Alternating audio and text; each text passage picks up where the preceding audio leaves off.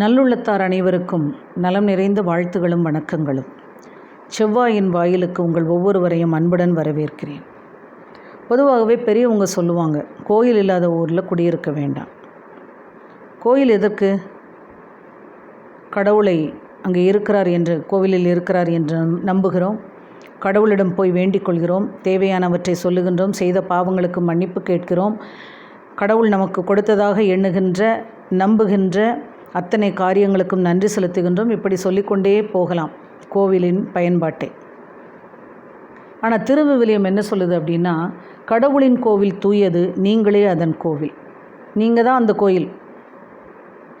கடவுள் குடியிருக்கின்ற கோயில் நீங்கள் தான் அப்படின்னு ரொம்ப அழகாக திருவிவிலியம் சொல்லுது. தாயுமானவர் இதே கருத்தை தான் சொல்கிறாரு. நெஞ்சகமே கோவில், நினைவே சுகந்தம், அன்பே மஞ்சள் நீர், பூசை கொள்ள வாராய் பராபரமே.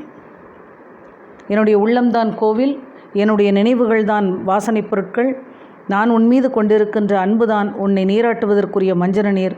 இறைவனே, என்னுடைய உள்ளத்தில் எழுந்துவா, நான் உனக்கு பூசை செய்ய வேண்டும் அப்படின்னு ரொம்ப அழகாக இறைவனை அழைக்கின்றார் தாயுமானவர். அப்போ என்னுடைய உள்ளம் இறைவன் இருக்கின்ற ஆலயமாக இருக்கும்போது எனக்கு இன்னொரு ஆலயம் எதற்கு தேவை? இது எப்படி இருக்குது அப்படின்னா, நான் என்னுடைய உள்ளத்தில் இறைவனை வைக்காமல் இன்னொரு இடத்துல இறைவன் இருக்கிறாரு அப்படின்னு சொல்லிட்டு போய் நான் கோயில் கோயிலாக ஊர் ஊராக போய் சென்று அலைந்து கடவுளை தேடிக்கொண்டு பார்ப்பதற்கு எப்படி இருக்குது, கேள்விப்படுவதற்கு எப்படி இருக்குது அப்படின்னா, எனக்கு ஒரு சின்னதாக ஒரு சிந்தனை வந்துச்சு. அதை தான் சொல்ல போகிறேன்.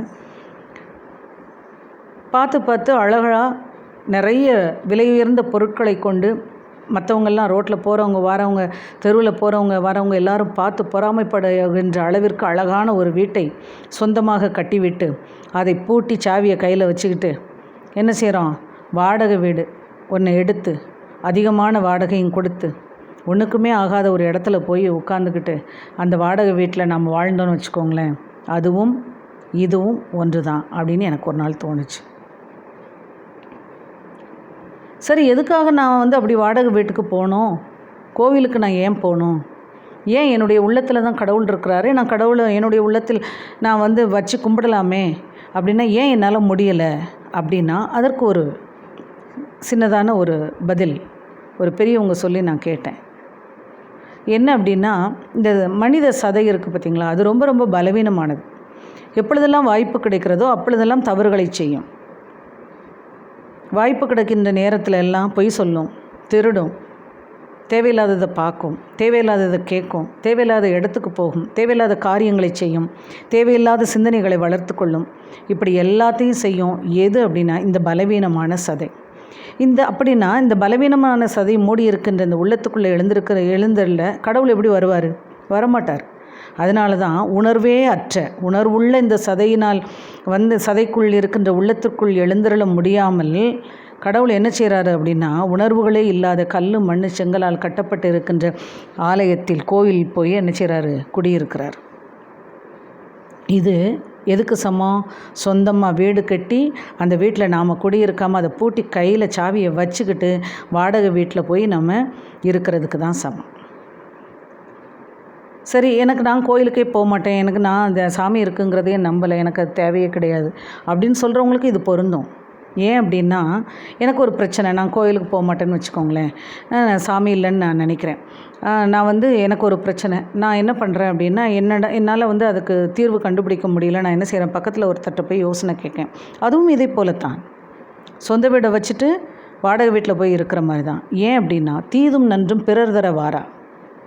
நல்லதோ கெட்டதோ அது என்னால் உருவாக்கப்பட்டது. அப்போ அதற்குரிய தீர்வும் எங்கே இருக்கும்? என்கிட்ட தான் இருக்கும். நான் ஏன் பக்கத்தில் போய் உள்ளவங்ககிட்ட போய் கேட்கணும்? அப்படிப்பட்ட சூழலில் அதுவும் இதை போன்று தான். சொந்த வீட்டை விட்டுட்டு வாடகை வீட்டுக்கு போகிறதா தான் அர்த்தம். எனவே அன்பர்களே, கடவுள் உரைகின்ற உள்ளத்தை நம்மளுடைய இல்லமாக, கடவுளுடைய இல்லமாக கொண்டால், கடவுள் அங்கே உறைந்தால்,